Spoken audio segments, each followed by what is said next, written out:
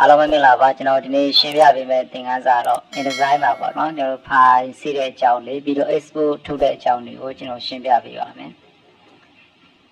အဲ့တော့ကျွန်တော်ဒီဟာလေးတွေကိုကျွန်တော်ပြန်ပြီးတော့ပြန်တင်ကြည့်နေတဲ့ဒီပုံလေးတွေပေါ့နော်ပုံလေးတွေစာလေးတွေအတူတူပါပဲပြန်ပြင်ကြည့်နေတဲ့ဆိုဖိုင်ကနေကျွန်တော်ဒီ save ပေါ့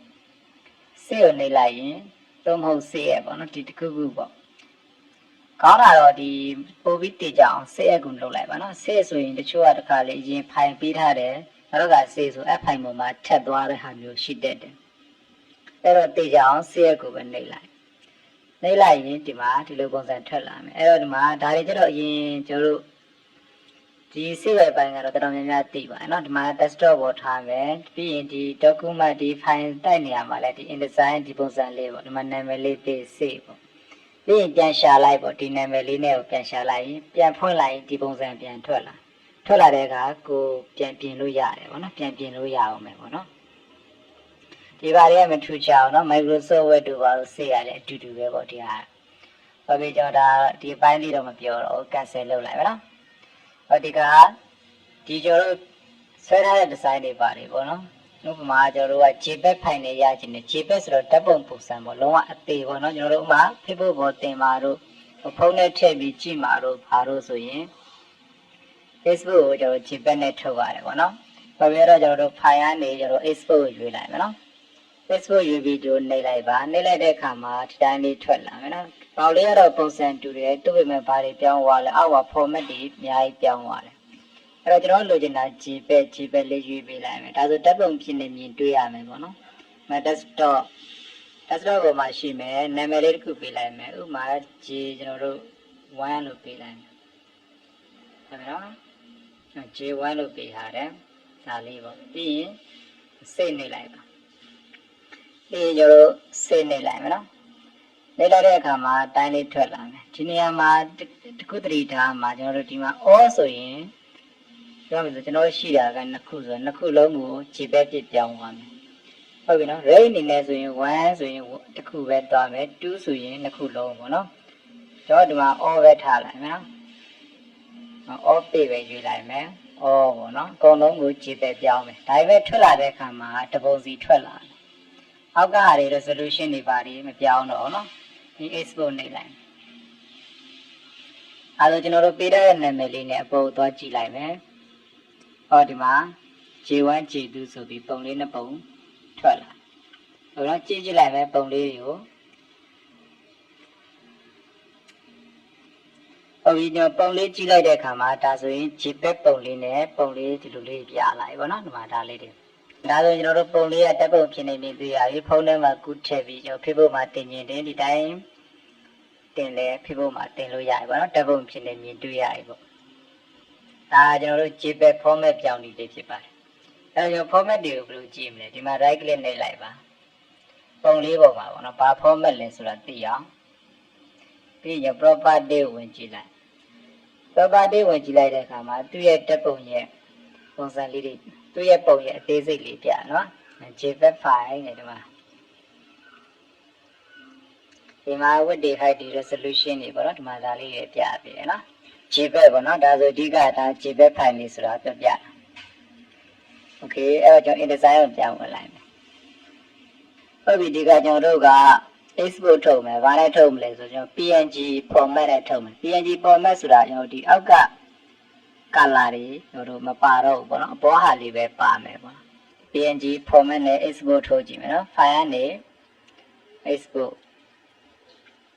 ဟုတ်ပြီထုံးစံတိုင်းပဲဒီပေါက်လေးထွက်လာတယ်ဒီမှာနာမည်လေးတွေပေးပေါ့ဥပမာထားပါတော့ကျွန်တော် P လို့ပေးလိုက်မယ် P1 လို့ပေးလိုက်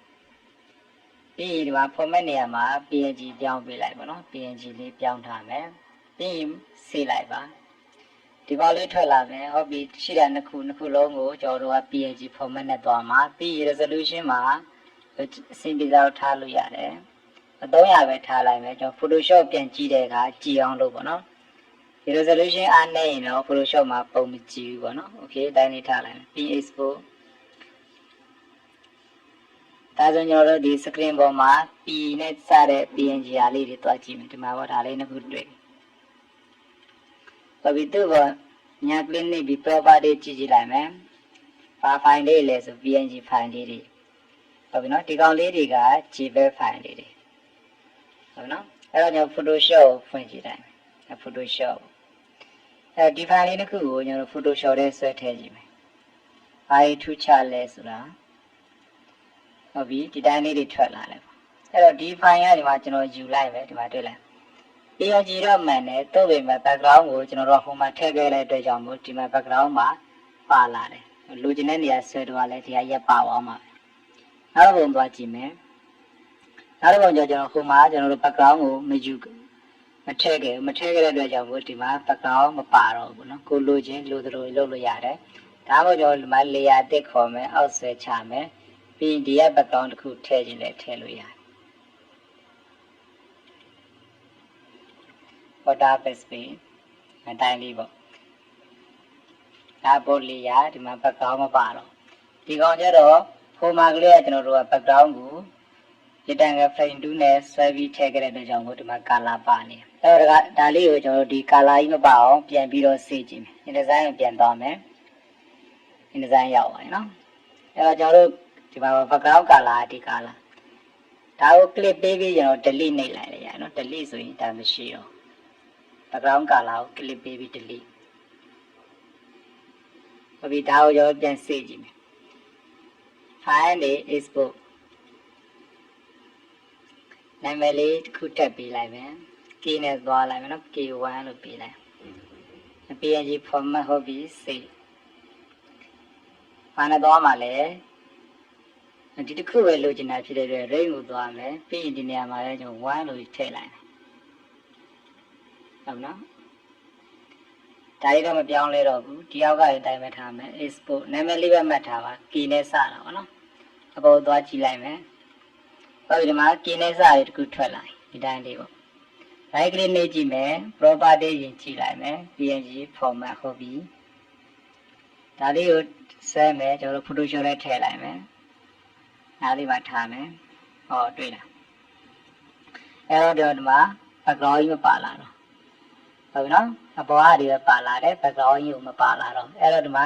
layer လေးတည်ယူမယ်ကိုကြိုက်တာလေးကိုထည့်လို့ရတယ်ဟုတ်နော်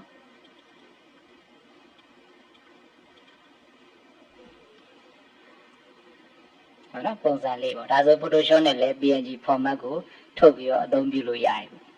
JPEG နဲ့ဆိုရင်ကျွန်တော်တို့အသေးဖြစ်တာပါနော်ဒီမှာ JPEG ပုံလေးတစ်ခုယူကြည့်လိုက်JPEG နဲ့လောက်တာဘာဖြစ်လဲဆိုကျွန်တော် Facebook body ပါတော့တင်လို့ရတာပေါ့နော်ဒါ JPEG ဆိုတော့အသေးစောစောလိုလဲကျွန်တော်တို့ဆွဲလို့လဲအဆင်မပြေတော့ဘူးတို့တွေကဒီမှာနော်အကုန်အသေးပေါ့ဒီကောင်ကျတော့ကျွန်တော်တို့က background ကိုဟိုမှာချက်ခဲ့တဲ့အတွက်ကြောင့်မို့ဒီမှာကိုစင်ပေးတယ်လို့ဆွဲလို့ရတယ်နောက်ခံ color လဲကိုစိတ်ကြိုက်ကိုထားလို့ရတယ်โอเคဒါဆိုကျွန်တော်တို့ InDesign မှာ export ထုတ်ပုံထုတ်နည်းကိုနားလည်မယ်ထင်ပါတယ်ပုံမှန်လေးစေတာက InDesign format နဲ့စေတာပြီးရင်ကျွန်တော်တို့ဓာတ်ပုံဖြစ်လို့ချင်းရင် JPEG နဲ့စေပါ Photoshop မှာပြန်ပြင်အောင်မယ်ဆိုရင် PNG format နဲ့ရွေးပြီးတော့စေပါเนาะโอเคဒီသင်ခန်းစာကိုနားလည်မယ်ထင်ပါတယ်အားလုံးအဆင်ပြေပါစေ